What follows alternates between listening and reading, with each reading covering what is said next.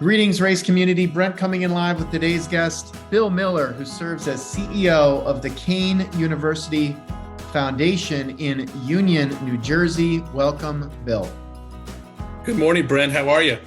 I am doing great, and I've been looking forward to getting to know you, learning more about your story. You got onto our radar by way of a recent case presentation that you did around the evolving models that are working successfully at small shops, including yours. And so that was sort of the initial hook, just to learn more about you and what you're up to. And we'll definitely dive into your unique model for small shops. But before we do that, I want to get to know you and who you are and why you're doing this work, and learn a little bit more about your own education journey and your career path. And so, as I've been asking our guests, I'd love to know more about what led you to Randolph-Macon College. Take me back to junior year of high school. Who was that, Bill? What was he into? And tell me about the path to Ashland, Virginia. Well, thank you, Brent, for making time this morning to connect. And I know that there's a lot of really, really good, dedicated, passionate people out there. So it does mean the world to me that that you invited me to be on the podcast. So thank you very much for that. I I haven't thought about my journey pre-career for a while, but who was Bill Miller before he went to college? Well, he was a soccer player. He was a basketball player. He was a varsity baseball player, believe it or not. And he grew up in a small town in New Jersey, which is very close to Red Bank, New Jersey. I'm not sure how familiar you are with the Garden State, but it was a terrific childhood. It was a terrific way to grow up. It's right on a peninsula, so a lot of water activities, and just a really, really great community. About a 40-minute ferry ride, give or take, outside of the big city, outside of Manhattan. But I went to Randolph-Macon because I wanted to play soccer, and I really loved Virginia. I went to a number of different schools when I was taking a look at the different options out there, really on the East Coast. I knew that I wanted to stay close to home, but get far enough away where I can kind of, embark upon my own journey a little bit. And Randolph-Macon really spoke to me in so many different ways. And as I look back on it now, I graduated with a degree in English, and I wasn't quite sure what I wanted to do with that.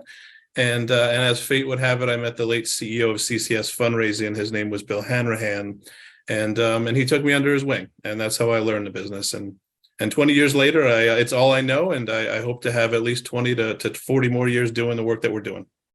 Well, one of the great benefits of the podcast is it forces you, especially given a topic like higher education, which is around the country, around the world, it forces an improvement in geography. So I now have a better understanding of exactly where Red Bank is. And I know that it's a 5-hour and 18-minute drive at this moment down to Randolph-Macon, which is just north of Richmond. Yep. And so you're there, you're involved as a student, interested in athletics.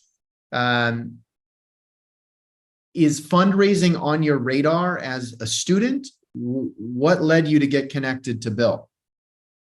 Yeah, I kind of wish that it was, but I have to admit that it wasn't. I had these great aspirations of becoming the great American writer and novelist, and I envisioned myself following in the steps of maybe Ernest Hemingway, at least on a professional front. But as fate would have it, when I graduated, I connected with Bill, and Bill was at the time the CEO of CCS. And I'm not sure how familiar you are with that firm, but they're one of the larger players in the business. They work with all nonprofit organizations on a variety of fund development activities. And I got started out by conducting development audits and assessments, feasibility and planning studies, actual campaigns, whether it was a major gift initiative, an annual appeal, a capital and endowment campaign.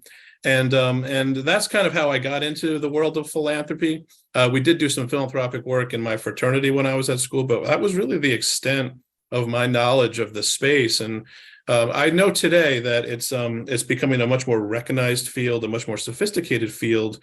But I'm kind of jealous. I kind of wish that I did have that exposure when I was in school, because I know that a lot of schools, a lot of institutions of higher education do offer programs now in this relatively specialized field. So tell me about CCS at that time. And if you were, if there are folks that aren't really sure what it is the consultants do, or what exactly is an audit that would come in and take a look at things. You don't got to give away any IP necessarily, but what's the snapshot view of you're an outsider, let's say a junior professional at that time under tutelage of folks like Bill. But what is your framework? You're like the home inspector. You come in, you got your checklist of items, make sure how things look, give it a quick grade, and then you can develop a intervention plan from there. I mean, is that what it's like to go into a new shop as a consultant? It is. The project and the client really kind of depend on your approach. And as I look back on my career, I'm very grateful to have had that experience early on. And for those that are interested in philanthropy that are listening to the podcast, I would highly recommend taking a look at CCS or a consulting firm out there, because they do expose you to different aspects of the business and different nonprofit sectors in a relatively quick fashion. And to kind of piggyback or to revert back to your question, there are some clients that are looking to raise millions or even billions of dollars, and they might be looking for an outside voice to serve as the architect to actually help them design and implement an initiative of that size. Other organizations might be looking to just take a look internally at their methodologies and processes to see as to whether or not they're doing things right or how they could do things better.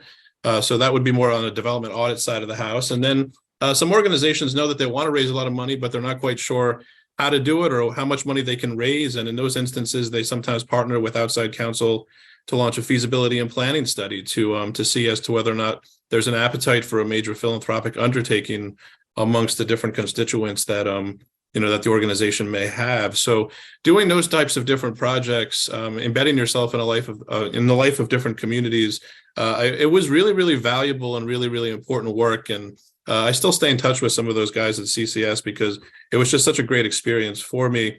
I would say the hallmark of my career so far at CCS, probably I've moved out to Pittsburgh in 2012, and the firm asked me as to whether or not I wanted to serve as the executive director for a $125 million capital and endowment campaign.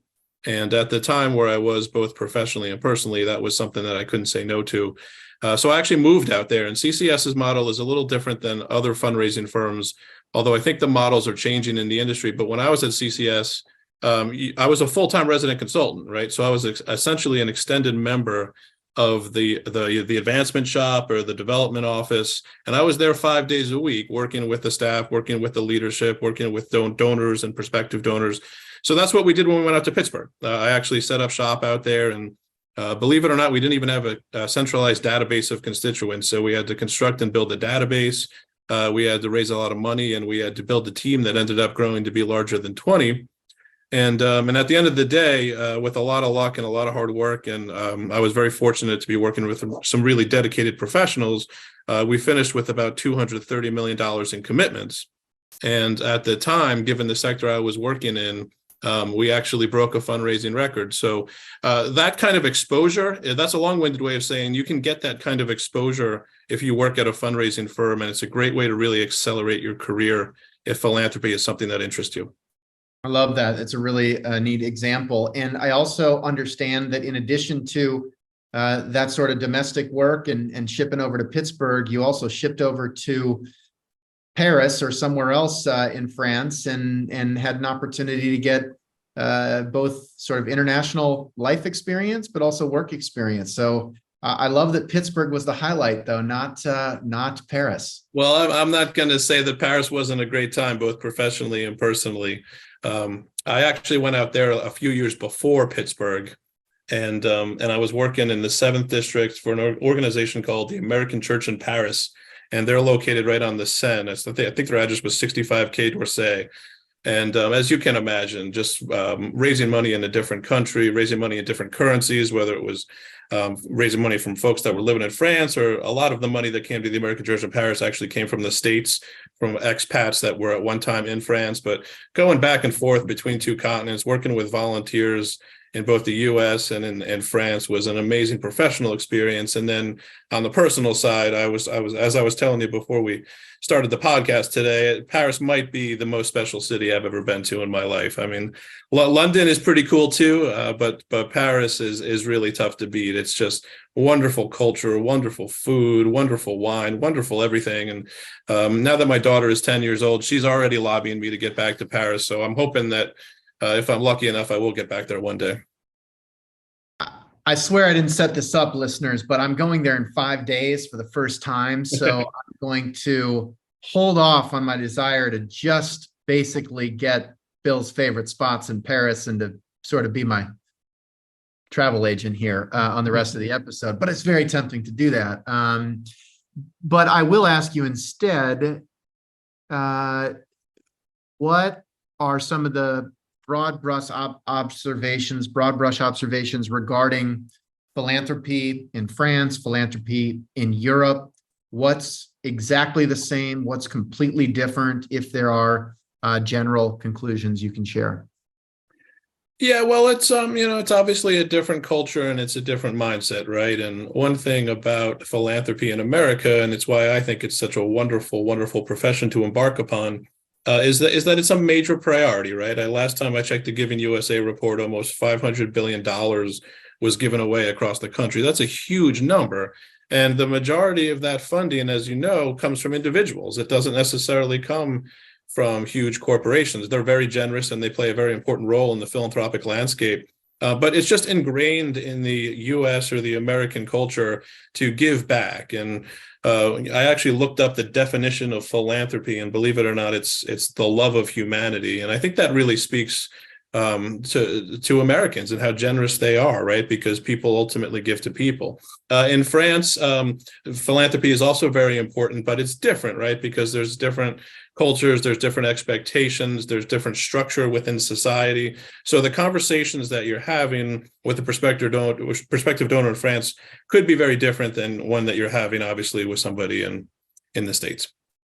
During your time at CCS, one of the unique aspects that you've already highlighted, and unlike most of our listeners who tend to elevate into advancement leadership roles, largely staying within the higher education sector. We've had plenty of leaders that have worked outside of higher ed, but you really kind of worked in, it sounds like, almost every sector but higher ed prior to your leadership role at Kean. So just tell me more about the mix of industries that you served. I'm sure you had some education exposure through CCS's work, but any, I don't know, general impressions of the pros and cons or just different dynamics of specific verticals, higher ed being really unique in that we've got largely a defined constituency, at least as a starting point. Right. And then you can build from there with local community, corporate foundation partners, et cetera. But you've got this core base of alumni, and some other verticals, have something that feels a little bit like that, but there are definitely nuances. Where'd you spend most of your time, and any observations? Yeah, I will go back to the CCS experience in that I was very fortunate to work with different clients in different sectors. But when I decided to go in-house, and the best thing that could have happened to me when I was in Pittsburgh, I alluded to it earlier, but I became a dad. So I wanted to get my daughter Paige back to New Jersey, and I wanted to go in-house. While I love the life of a traveling consultant, I thought it made sense for me and my family to maybe become a chief development officer or a chief advancement officer. And I started out at Catholic Charities of the Archdiocese of New York, which is a terrific organization, terrific mission, terrific board. I mean, you're talking about the president of the New York Stock Exchange, senior partners at McKinsey. And I was there helping them launch a $100 million centennial campaign. But then an opportunity came a call on at the American Red Cross. And that was to oversee fund development activities in the state of New Jersey. And the reason I bring that up is because their model is very different. About 60% of their revenue comes from corporations. And prior to that, the majority of my career, I was working really with individual philanthropists. So the American Red Cross experience was a great professional development opportunity for me. And as you might remember, that was the year of Hurricane Harvey, Irma, and Maria.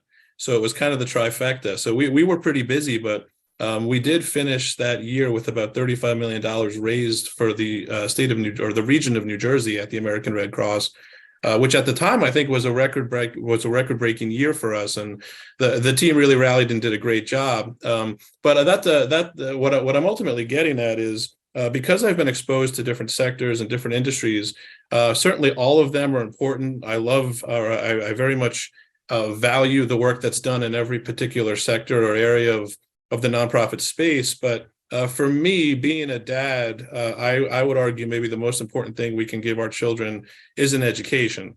And that's kind of where the Kean University Foundation came in. I have done studies and I have done audits when I was a consultant for institutions of higher education. But in terms of being in-house, you're right.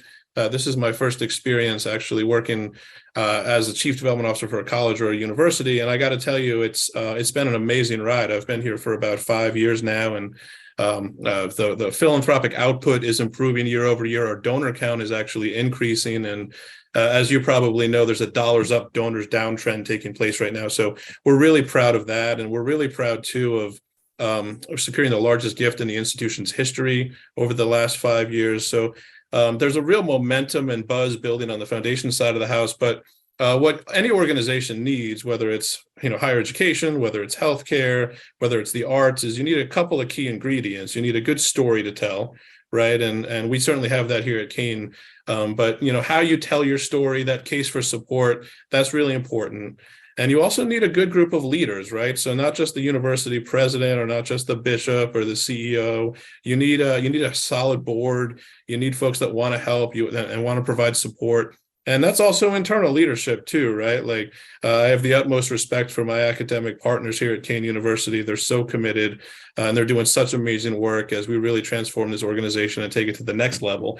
So there's the leadership component is kind of a key principle that I think you can apply to any sector.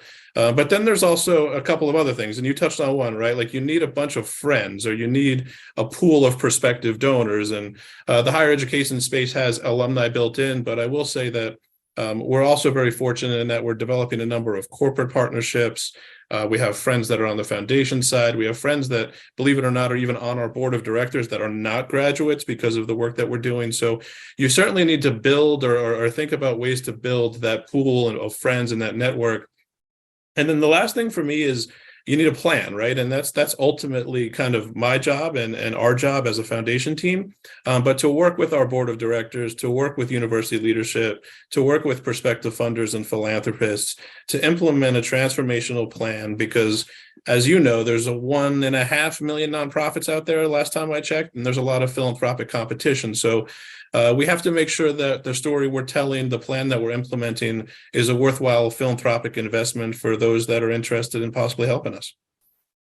I love that summary. And I just want to double click on a couple of things. One, just the growing intersection of corporate, not only from a corporate foundation relations perspective, but how do corporations partner with universities like Kean to tighten up the talent pipeline to ensure that the curriculum that is being taught is preparing people to go out into the world, hit the ground running. And, when I look at some of your top employers, Hackensack Meridian Health, Amazon, Bristol Myers Squibb, Atlantic Health System, I think that we're at this moment where oftentimes when you would look at the top employers of a given university, it just kind of happened organically, given institutional history, priorities, key programs, geography.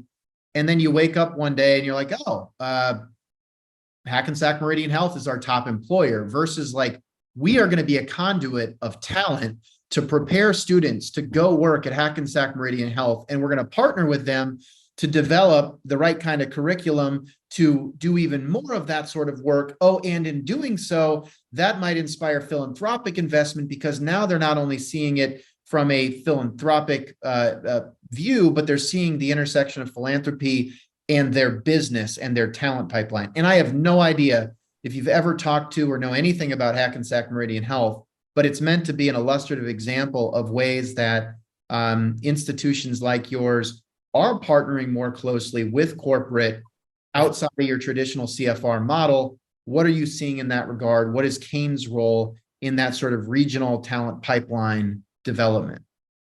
Yeah, I'm excited about it. I'm happy with the progress we're making. I will be completely candid and say we still have a lot of work to do, and there's a lot of untapped potential. So just in the last few years, we've developed partnerships with Amazon. We've developed partnerships with Yahoo.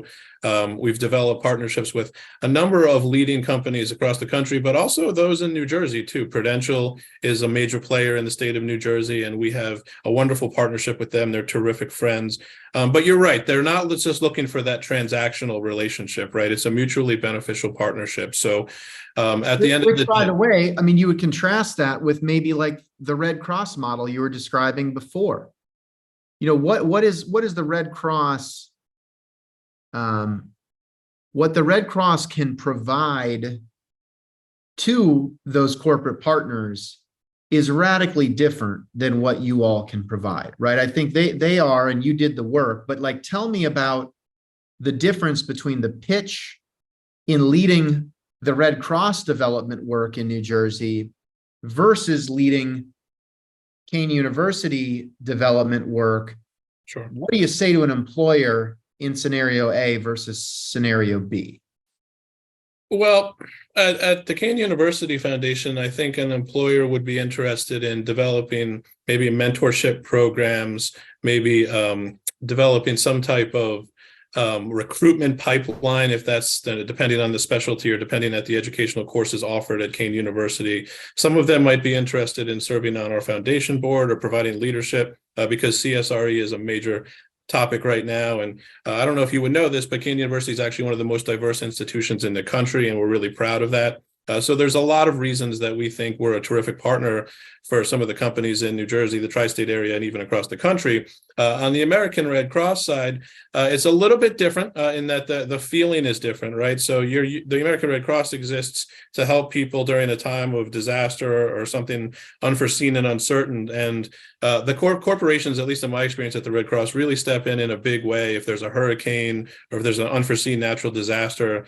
And they want to help. They want to get their employees involved in giving back, maybe from a volunteer capacity. The American Red Cross, I think last time I checked, was like 95% volunteer driven. So actually maybe going out on one of the things the American Red Cross does if there's not a major disaster is they promote fire safety. And there's like a blue sky, gray sky component to working at the American Red Cross, and volunteers are often needed to go out and to educate families about the importance of smoke alarms, believe it or not, and to actually partner with companies to recruit volunteers to do that type of work are conversations that we would often have at the Red Cross. So you're right, the conversation is very different depending on the sector. I mean, even in the healthcare versus the higher education space, like I give back to my alma mater because of a positive experience I had. But I would give to to my place of healthcare because either they took care of somebody that's close to me in my life, they took care of me, or I'm hoping they will take care of me, right? So every conversation is a little bit different depending on the sector you're in. Love it. Thank you.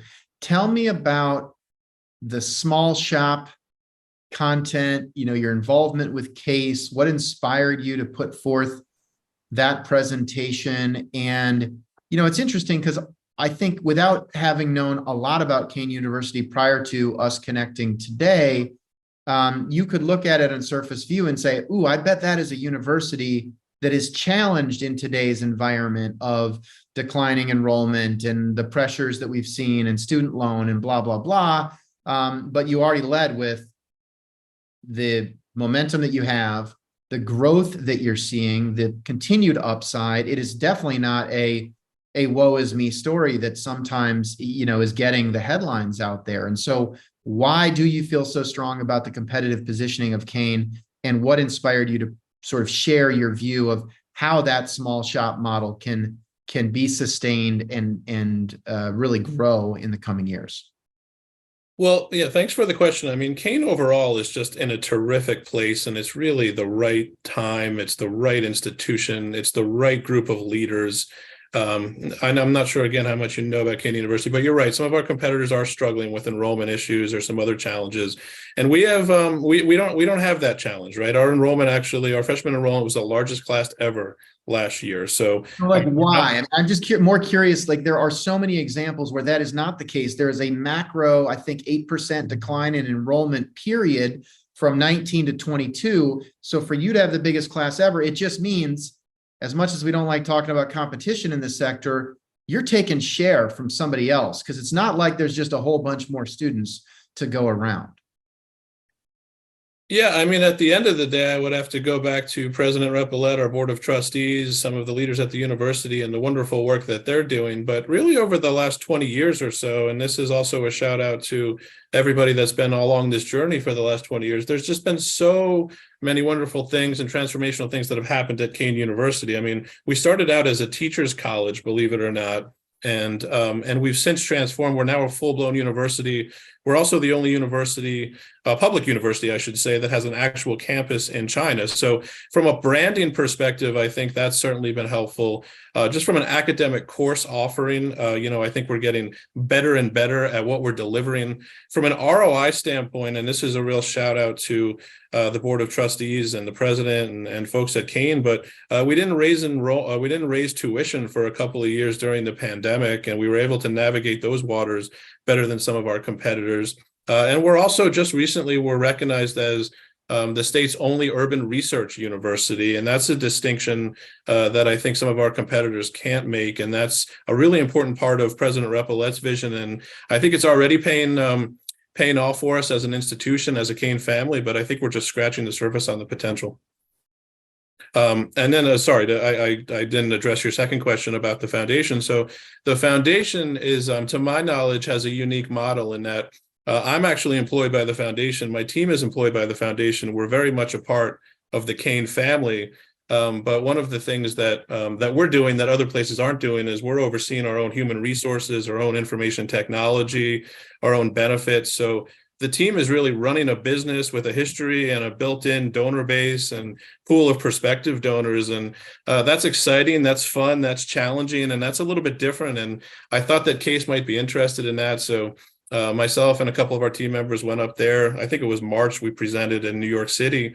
And the response was really positive, and I've been getting a lot of questions after the session about our model and what's working, and frankly what I don't like. And it's just been a terrific ride so far these past 5 years, and it seems to be working because I told you earlier the numbers are improving. We seem to be going in the right direction. So very grateful to have had the opportunity to present at Case, and very grateful to be able to be leading the charge with this relatively unorthodox model given our asset base. We have assets of about $100 million, give or take, depending on the market, which is not small, like in the grand scheme of things. We're never going to be Rutgers, but we're one of the larger players in New Jersey among state institutions.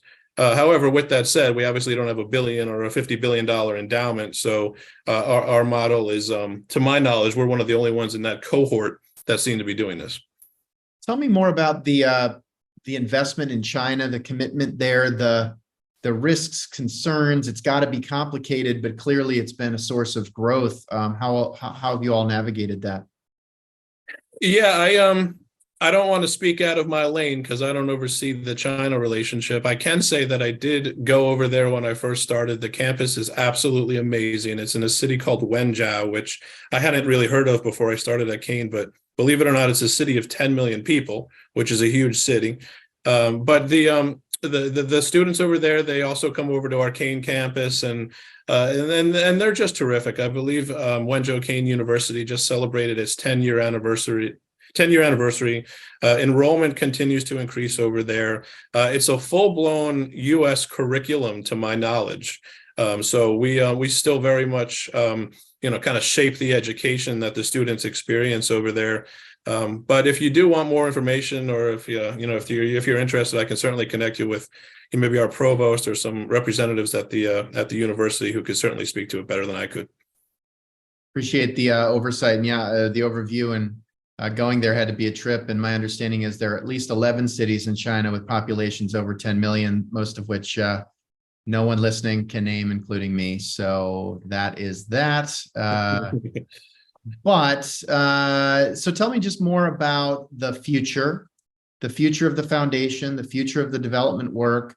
What are you excited about? What are you concerned about? What do you hope you can say you've achieved when we catch up in 2030, for example? Yeah, great question. So I'm very excited about the overall philanthropic space. I hope that comes out in our conversation because I tell people that are interested in this business or want to work at the Kean University Foundation, there's a few key ingredients, at least in my experience, that you need to be successful in this business, right? You need to be interpersonal, right? You need to be able to develop relationships, whether that's externally with donors and friends or internally with colleagues. So there's a relationship component, but there's also a data-driven component. And we've implemented a lot of metrics over the last 5 years here at Kean, because the numbers don't tell the whole story, but they certainly point you in the right direction. So I do think, and as an industry, I think we're just going to become more and more metrics driven. I'm already seeing some of it on the AI side and some of the exciting work that's taking place there. But then there's also the communications component, right? And I think that's where I got lucky in that the English major comes out sometimes, but there's a lot of writing, there's a lot of presentations, there's a lot of proposal development.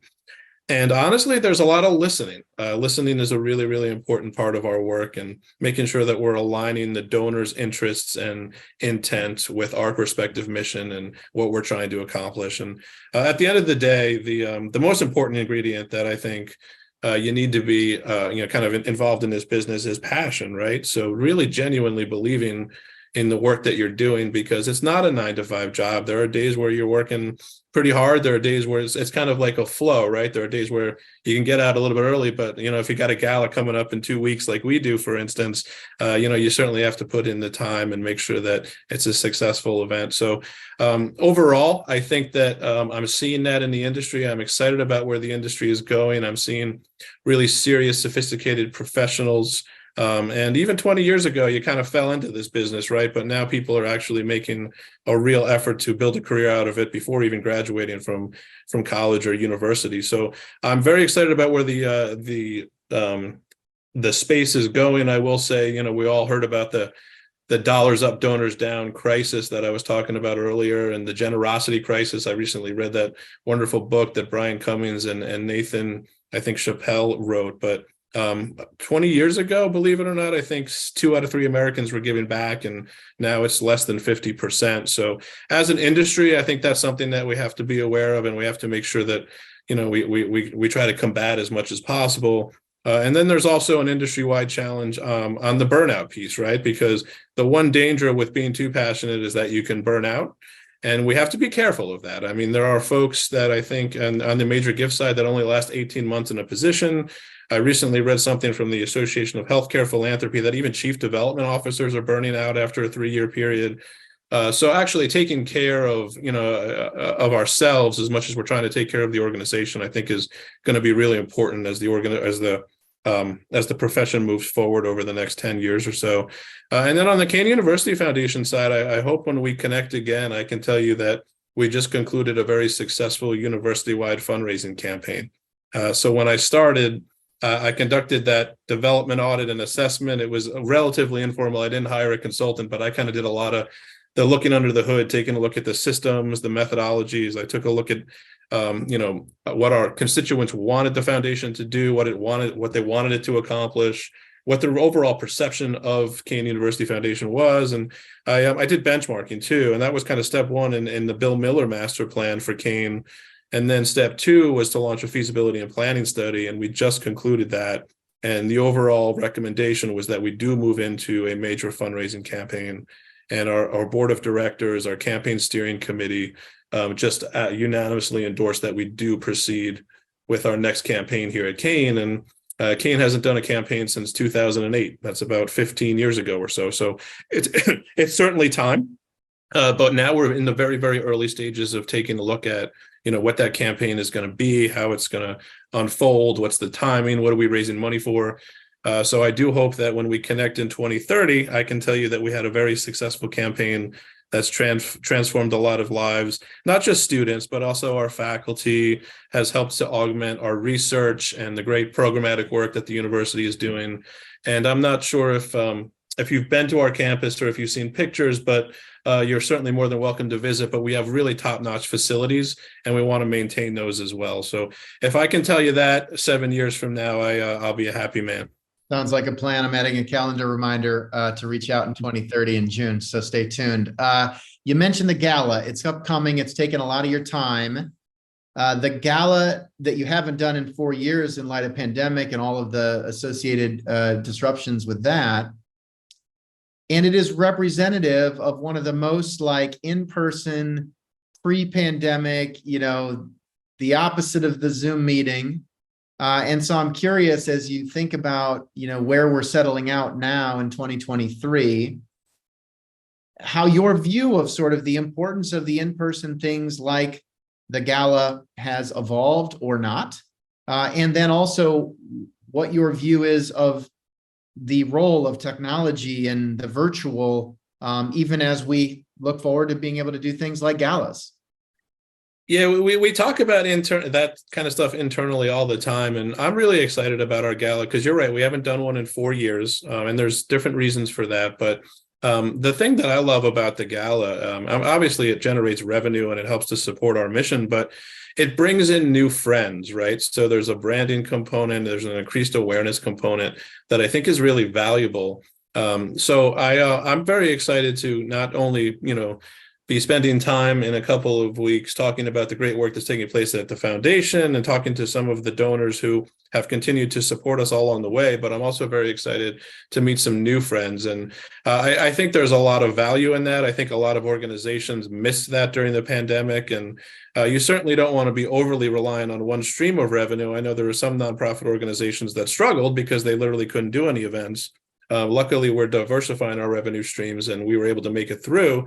But they're very, very important. And I don't see technology replacing them. I think we will continue as an industry to be more and more strategic about the events and about what resonates with our donors. But I don't know that I see them going away. I don't know that I would recommend that they go away anytime soon.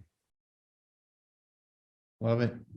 Tell me about your team. Are you hiring? If folks want to stay in touch, Bill, what's the best way to do that?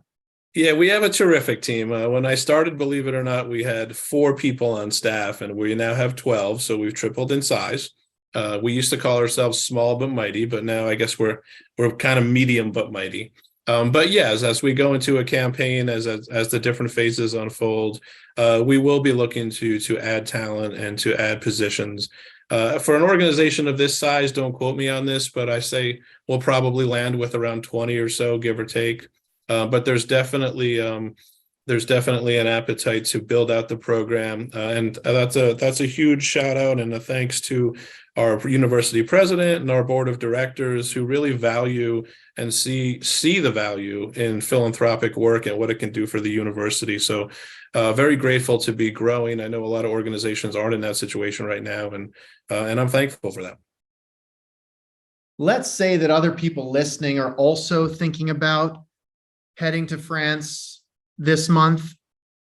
If there were just 1, 2, or 3 items, activities, things to do or see that you would recommend for people who might be considering that, what would those be, Bill? Oh gosh, I guess it depends on how much time you're going to have over there. Let's say you have like 4 nights, 5 days roughly. I'm just speaking on behalf of others listening here. Hypothetically speaking, of course, I would say, well, definitely experience Paris as much as you can. There's a great city called Versailles, which is a very, very easy train ride from Paris that I would recommend going out to check out.